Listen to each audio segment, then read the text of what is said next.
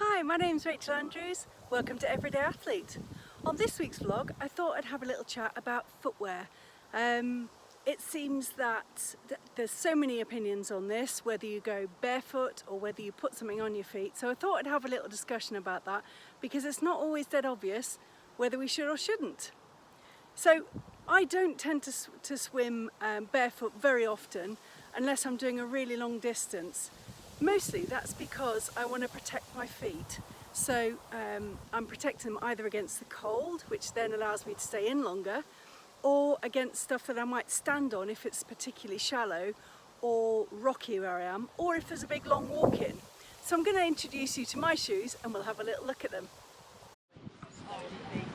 It's come to my attention that I'm starting to turn into a bit of an Imelda Marcos when it comes to swimming footwear.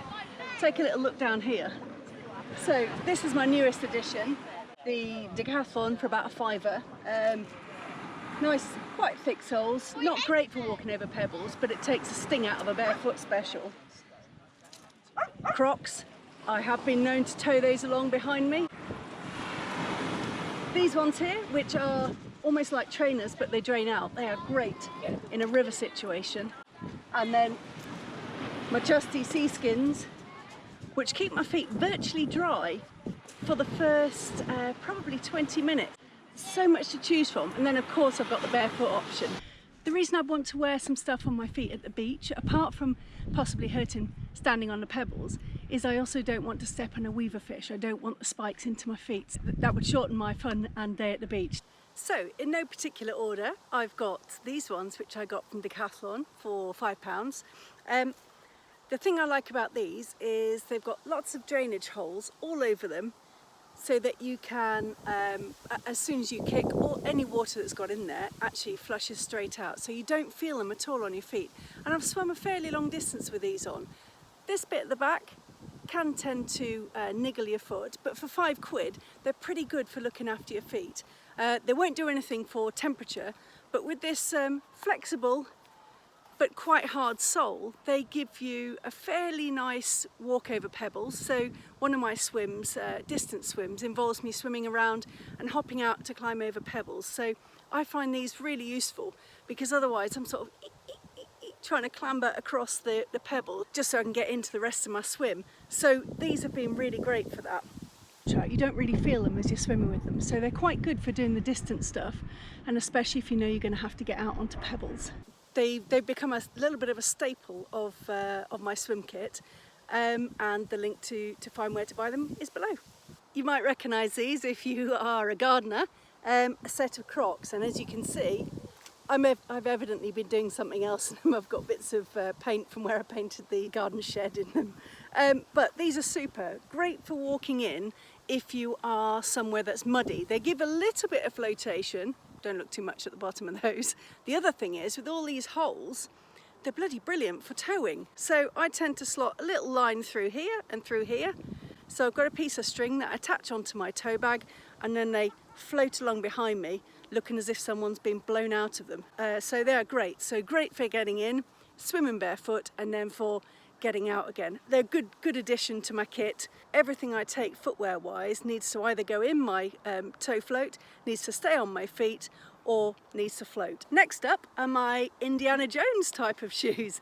These allow me to go exploring. They are brilliant. So taking a look at these, they are just like trainers. They've got really thick sole, not very flexible, well, flexible-ish, but not great for swimming any distance in, but really good for dipping.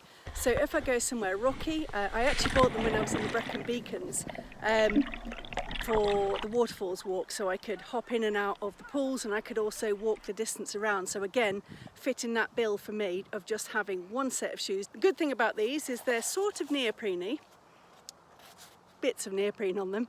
There are drainage holes all the way up them, drainage bits here, and a good grip on the bottom. They don't take too long to dry out either. So far, not too sniffy either, but a good addition.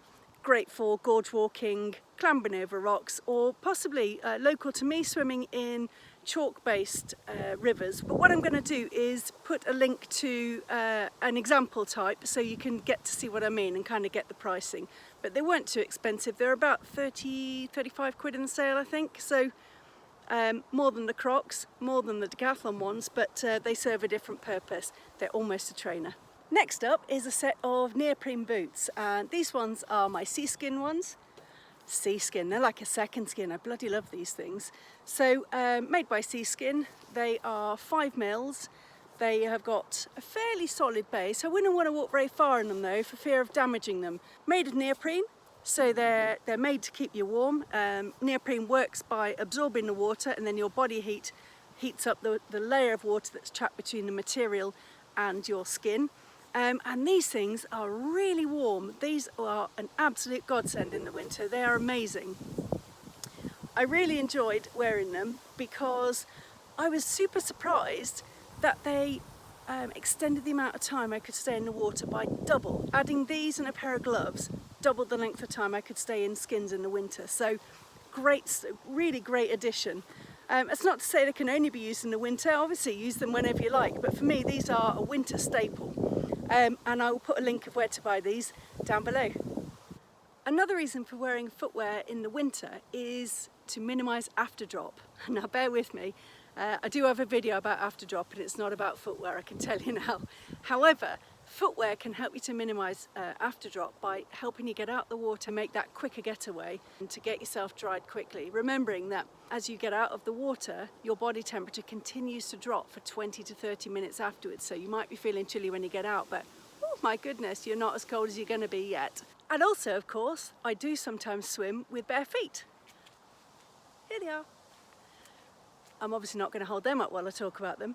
So obviously you need to be really careful when you swim bare feet about things you might step on, potential for weaver fish in sandy areas, and also rough underfoot, all sorts of things like that. But it does feel nice to swim bare feet. So it's always a choice whether you opt to go barefoot or whether you to put something on. I hope you found this fairly informative and it's given you a bit of food for thought about the kind of things you could wear on your feet when you go swimming. So it's not always got to be barefoot, but there might be things you can dual purpose, like your Crocs. There may be those little tiny neoprene booties. You seem to be able to buy them everywhere. I've seen them in supermarkets, I've seen them in sports shops. They are everywhere, those tiny little slipper ones. The thing to think about when you're buying something to go on your feet is think about the longevity of the bottom of it and whether you want to be walking in with it on or whether you need to have another solution for switching shoes when you get to the area you're going to swim, because you don't want to wear straight through them by walking too far in them. The only ones I'd do that with would be the kind of gorge walky trainer type thing. There's nothing to stop you though for that kind of thing, gorge walking, that sort of stuff, from just wearing an old pair of trainers. It's not all about expense. Outdoor swimming should be about getting yourself out there and getting in and having fun. It's not about how much kit you can buy and how expensive to make it. Just like everything, there's lots of choices you can make with regards to expense. I hope to see you in the water soon. Please, if you've enjoyed this video, drop me a like, give me a comment and tell me whether you go barefoot. If you've got a recommendation for footwear, as you can see, I've got quite a collection, but I'm always open to more. I'd love to hear about it. And lastly, please hit the subscribe button and don't forget to click on the bell so you know when the next one's out. And I'll see you next time. Bye.